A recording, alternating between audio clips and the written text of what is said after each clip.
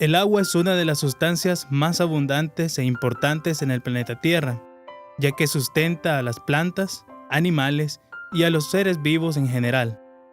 Por otro lado, desempeña un papel importante en la formación del clima, ya que contribuye a dar forma a la superficie del planeta mediante la erosión y otros procesos.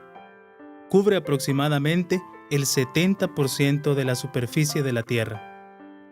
El agua participa en muchas reacciones químicas importantes y muchos compuestos son solubles en ella. Debido a su eficiencia como solvente, el agua en estado puro casi no existe en la naturaleza. La luz, que es esencial para el crecimiento de las plantas, atraviesa mejor las aguas claras que las turbias. La luz solar proporciona la energía para la fotosíntesis, un proceso por el cual las plantas producen azúcares y liberan oxígeno a la atmósfera. Es por ello que la penetración de la luz del sol en un cuerpo de agua es esencial para que las plantas y otros puedan crecer. Esto se debe gracias a la propiedad del agua de ser transparente.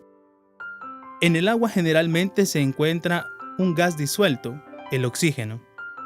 Los animales acuáticos como los peces y el zooplancton no respiran el oxígeno de las moléculas de agua, sino de las moléculas de oxígeno disueltas en ella. Pero, ¿cómo se puede comprobar si hay oxígeno disuelto en el agua? Una manera de hacerlo es probar un poco de agua recién hervida. Sabe mal, ¿verdad? Esto se debe a que el agua ha perdido todo el aire disuelto, ya que al aumentar la temperatura, los gases son menos solubles. Para volver a incorporar el oxígeno, es necesario pasarla de un recipiente a otro, o como se dice en lenguaje cotidiano, hay que airear el agua. Para comprender algunas propiedades importantes del agua, es necesario mirar un poco su estructura química. Como sabemos, el agua es un compuesto formado por 2 átomos de hidrógeno y 1 de oxígeno. Esta es la estructura básica, que a simple vista no nos dice nada sobre sus propiedades.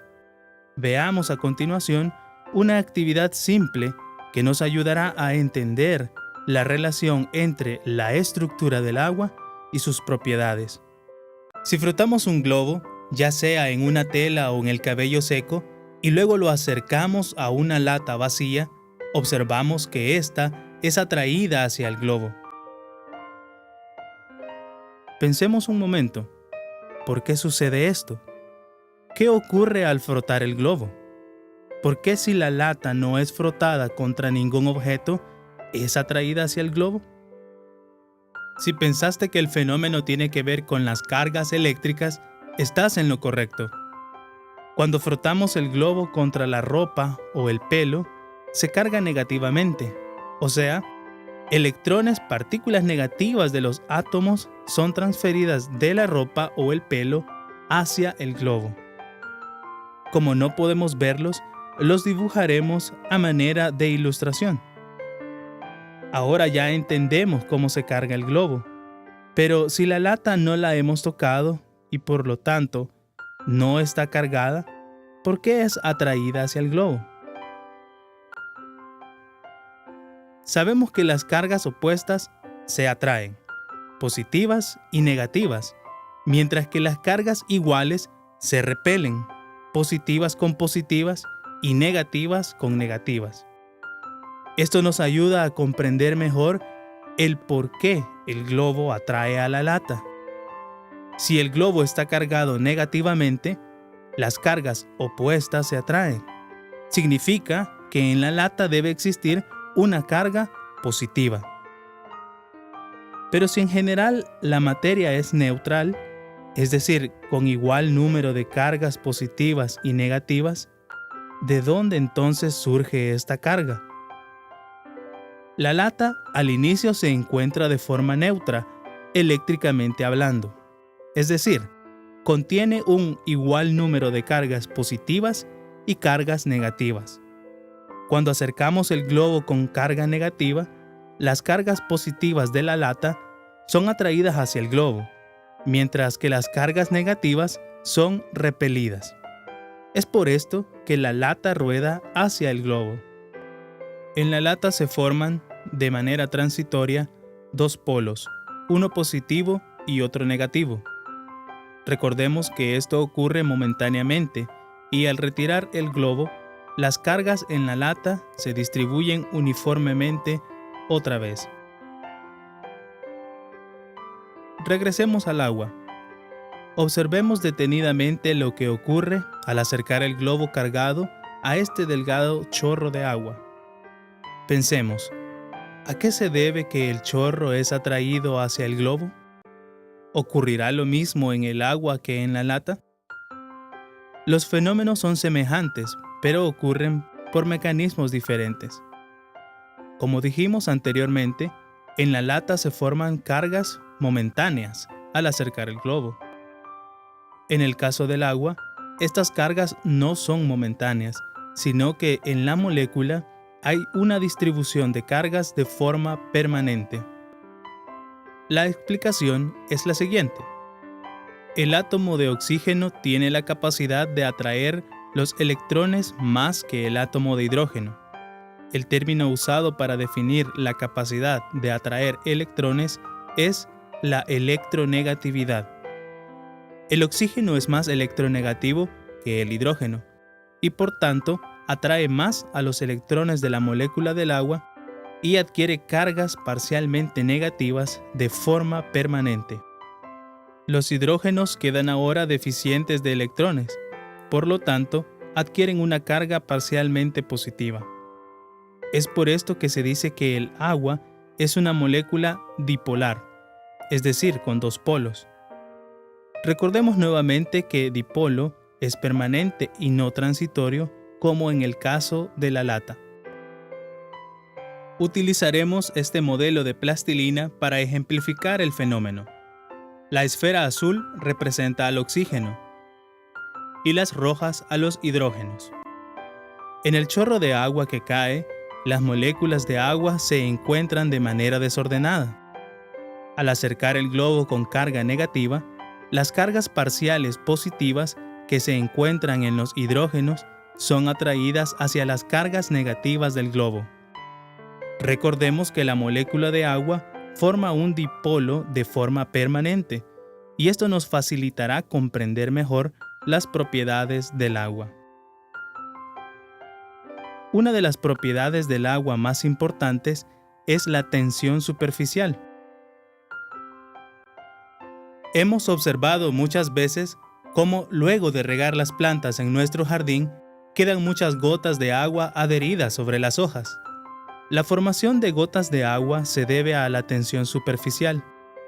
Debido a la cohesión, es decir, la atracción entre moléculas de agua, estas moléculas se mantienen unidas formando gotas. La tensión superficial se puede definir como la resistencia de un líquido a aumentar su superficie. Así vemos que el agua se mantiene unida, formando pequeñas gotas con la menor superficie posible.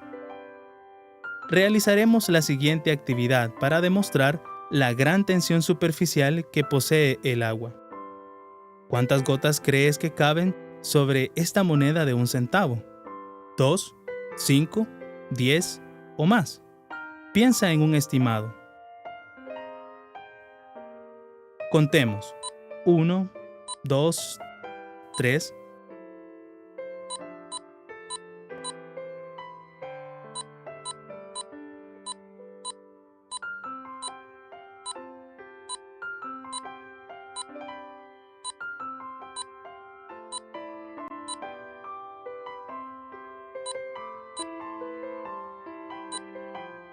¿Te sorprende la cantidad de agua que cabe sin derramarse?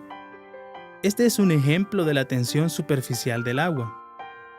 Imagínate ahora la cantidad de agua que se desperdicia de este valioso recurso cuando no cerramos bien la llave del chorro y la cantidad de dinero que se gasta al año. Es preocupante, ¿verdad? La tensión superficial permite que insectos y objetos pequeños puedan permanecer suspendidos en la superficie sin hundirse. ¿Por qué crees que el clip no se hunde? Recordemos que las moléculas de agua, por formar los dipolos, se atraen unas a otras, estableciendo muchas interacciones electrostáticas. A estas interacciones en el agua se les conoce como puentes de hidrógeno, en donde los hidrógenos con una carga parcial positiva son atraídos hacia los oxígenos de otra molécula de agua con carga parcial negativa. Algunos insectos se aprovechan de la tensión superficial y por ende de la cohesión entre las moléculas del agua para no hundirse y poder flotar sobre la superficie de esta. La tensión superficial se puede romper aplicando una fuerza mayor y por ende exponiendo una menor superficie. Por ejemplo, al introducir el clip de manera vertical, este no flota, ya que se rompe la tensión superficial porque el clip de manera vertical tiene una menor superficie de contacto. Este principio es el usado por los nadadores al introducirse en el agua, ya que la mejor manera de hacerlo es de forma vertical y no horizontal. Una de las propiedades más importantes del agua y de la cual depende el desarrollo de la vida es la capilaridad. ¿En qué consiste? Haremos una actividad sencilla para demostrarla. Utilizaremos un pedazo de papel toalla. Observa detenidamente. ¿Por qué el agua sube por el papel? Si has puesto atención a este video, responderás rápidamente que por la atracción entre las moléculas del agua y el papel. Efectivamente, has acertado. La capilaridad se define como la capacidad de un líquido de transportarse por un tubo capilar, es decir, un tubo muy fino. El papel toalla utilizado es muy poroso, por lo que por dentro se forman muchos espacios que en su interior el agua va subiendo. La celulosa, de la cual está hecha el papel, atrae las moléculas de agua y éstas, a su vez, arrastran a otras moléculas. De esta manera se transporta el agua desde abajo hacia arriba. Si introducimos un pedazo de plástico en el agua, ¿ocurrirá lo mismo que con el papel? Te dejaremos de tarea averiguar por qué algunos materiales se mojan y otros no lo hacen. Según lo que hemos aprendido, ahora podemos explicar cómo el agua sube desde las raíces hasta la copa de este árbol, fenómeno que ocurre en todas las plantas. ¿Cómo crees que sucede esto? Si pensaste en la capilaridad, estás en lo correcto una vez más. El papel se fabrica de los troncos de los árboles, por lo que están hechos de celulosa. Al igual que en el papel filtro, el agua sube por el tronco distribuyéndose a través de vasos conductores llamados xilema y floema. De esta manera, el agua sube desde la raíz hasta distribuirse uniformemente por toda la planta, manteniéndola hidratada. El fenómeno de la capilaridad no solo se presenta en las plantas, también en el suelo, que contiene muchos espacios entre sus partículas, por los que el agua que se encuentra en el subsuelo sube hasta la superficie por capilaridad. De igual manera, en la estación seca de nuestro país, la vegetación mantiene una absorción de agua constante. Actualmente, debido a la alarmante deforestación en nuestro país, el agua no logra llegar a la superficie, evaporándose antes de llegar a esta, lo que ocasiona que los mantos acuíferos vayan desapareciendo poco a poco, condenando al país a una desertificación irreversible. En resumen, hemos aprendido que el agua es una molécula que forma un dipolo, de donde se explican sus propiedades, tal como la tensión superficial o su capacidad de mantenerse unida, al igual que la capilaridad, propiedad que le permite moverse a través de tubos o espacios estrechos. Espero hayas disfrutado y aprendido, y esperamos que cuides de este valioso recurso.